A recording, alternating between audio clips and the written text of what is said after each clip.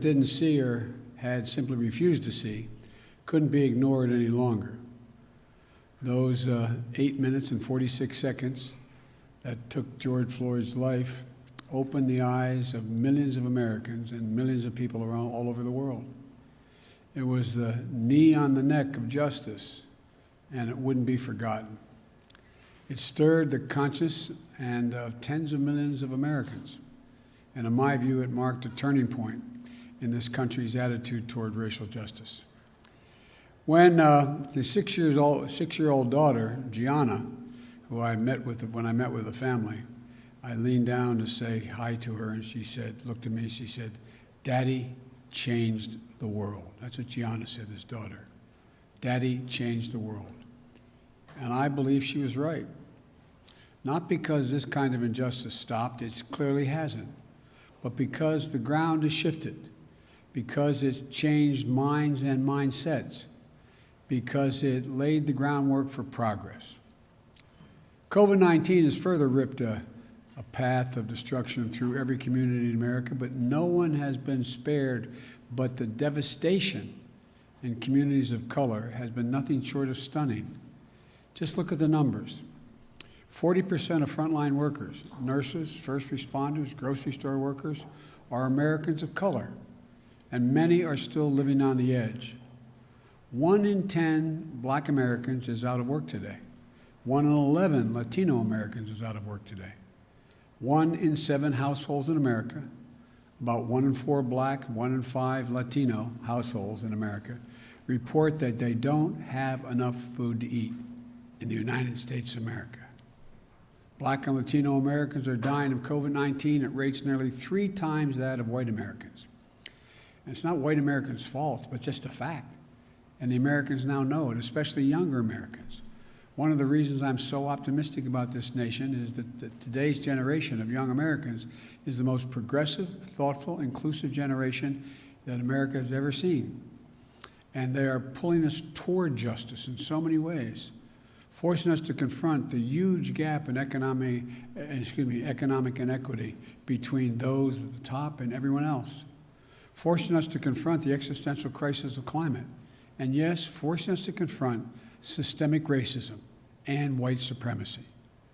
It's just been weeks since all of America witnessed a group of thugs, insurrectionists, a political extremist, and white supremacists violently attack the capital of our democracy.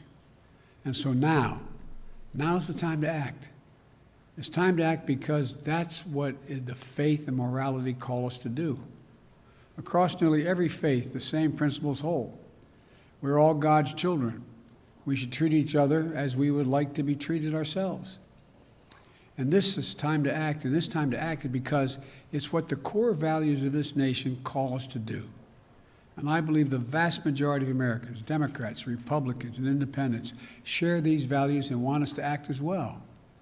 We have never fully lived up to the founding principles of this nation, to state the obvious, that all people are created equal and have a right to be treated equally throughout their lives.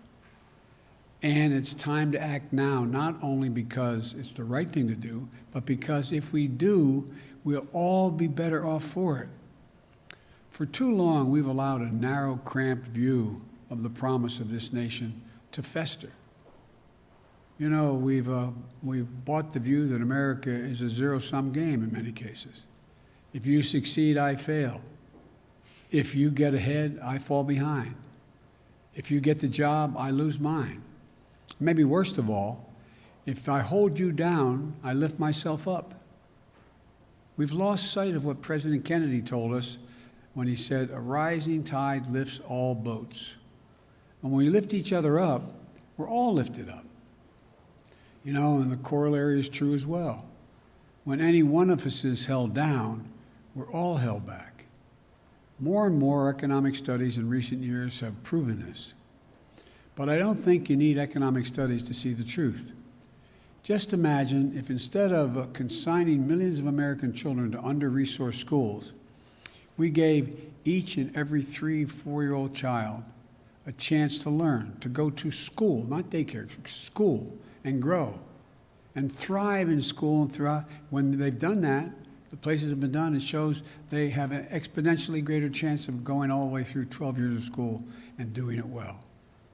But you know, does anyone in this whole nation think we're not all better off if that were to happen? Just imagine if instead of denying millions of Americans the ability to own a home and build generational wealth, we made it possible for them to buy a home, their first home, and began to build equity to provide for their families and send their children off to school. Does anyone doubt that the whole nation would be better off? Just imagine, instead of denying millions of young entrepreneurs the ability to access capital, we made it possible to take their dream to market, create jobs, reinvest in their own communities. Does anyone doubt this whole nation wouldn't be better off? Just imagine if more incredibly creative and innovative, how much more creative and innovative we'd be if this nation held the historic black colleges and universities to the same opportunities and minority-serving institutions that had the same funding and resources of public universities to compete for jobs in industries of the future. You know, just ask the first HBCU graduate elected as vice president if that's not true. But to do this, I believe this nation and this government need to change their whole approach to the issue of racial equity. Yes, we need criminal justice reform, but that isn't nearly enough. We need to open the promise of America to every American, and that means we need to make the issue of racial equity not just an issue for any one department of government. It has to be the business of the whole of government. That's why I issued, on one of the first days, my whole of government executive order that will, for the first time, advance equity for all throughout our federal policies and institutions. It focuses on the full range of communities who have been long underserved and overlooked. People of color, Americans with disabilities, LGBTQ Americans, religious minorities, rural, urban, suburban communities facing persistent poverty. And I've asked Ambassador Susan Rice to lead the administration's charge through the White House and Domestic Policy Council, because I know she'll see it through. Every White House component and every agency will be involved in this work because advancing equity has to be everyone's job. Today, I'll be shortly signing an additional package of executive actions to continue this vital work. Housing, for example. Housing is a right in America, and home ownership is an essential tool to wealth creation and to be passed down to generations. Today, I'm directing the Department of Housing and Urban Affairs and Urban Development to redress the historical racism in federal housing policies. Today, I'm directing the federal agency to reinvigorate the consultation process with Indian tribes. Respect for tribal sovereignty will be a cornerstone of our engaging with Native American communities. This builds on the work we did last week to expand tribes' access to the Strategic National Stockpile for the first time, to ensure they receive help from the Federal Emergency Management Agency, FEMA, to fight this pandemic. Today, I'm directing federal agencies to combat resurgence of xenophobia, particularly against Asian Americans and Pacific Islanders that we've seen skyrocket during this pandemic. This is unacceptable, and it's un-American. I've asked the Department of Justice to strengthen its partnership with the Asian American and Pacific Islander community to prevent those hate crimes. I've also asked the Department of Health and Human Services to put out best practices for combating xenophobia in our national response to COVID. Look, in the weeks ahead, I'll be reaffirming the federal government's commitment to diversity, equity, and inclusion and accessibility, building on the work we started in the Obama-Biden administration.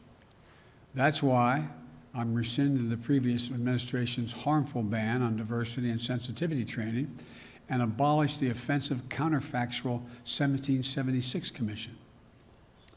Unity and healing must begin with understanding and truth, not ignorance and lies. Today, I'm also issuing an executive order that will ultimately end the Justice Department's use of private prisons an industry that houses pretrial detainees and federal prisoners.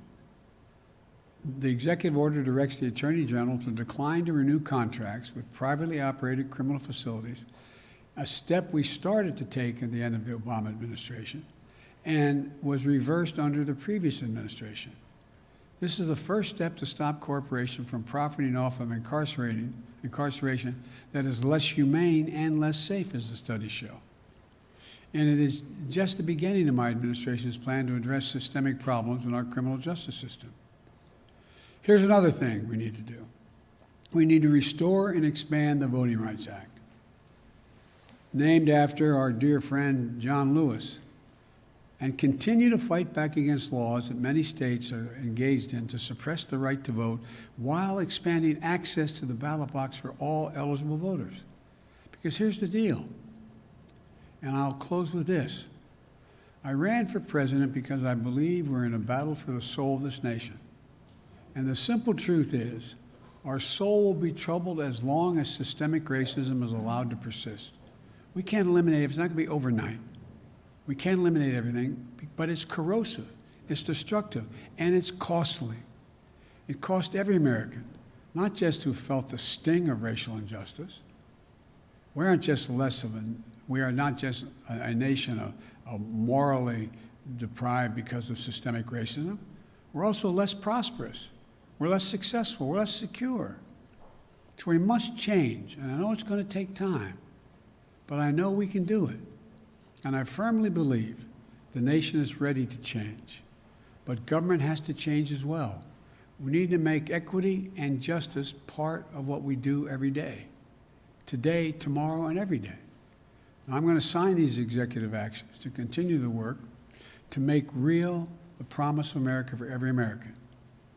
Again, I'm not promising we can end it tomorrow, but I promise you we're going to continue to make progress to eliminate systemic racism, and every branch of the White House and the federal government is going to be part of that effort. Thank you.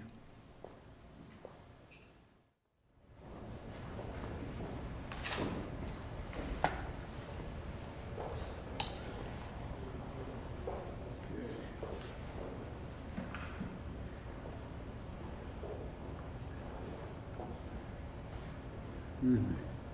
My pen away.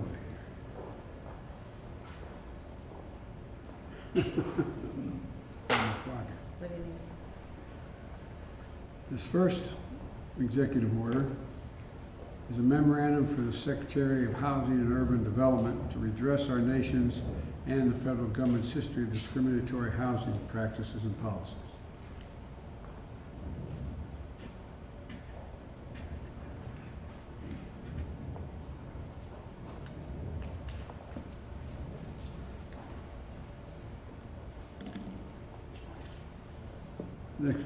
Next executive order is reforming the incarceration system by eliminating the use of privately operated criminal detention facilities.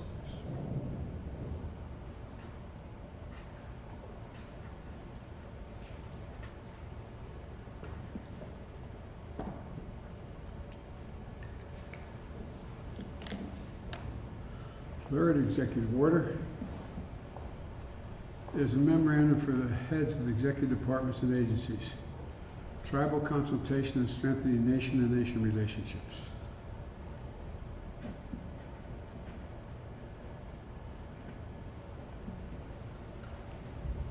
And the last executive order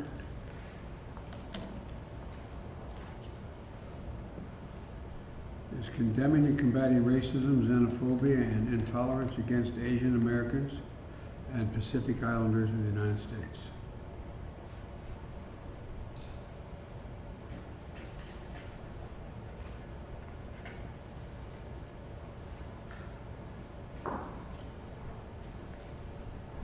I think the country's ready, and I know this administration is ready. Thank you. Mr. President, what did you talk to Vladimir Putin about? You. He sent his best. Mr. President, help us, Mr. President.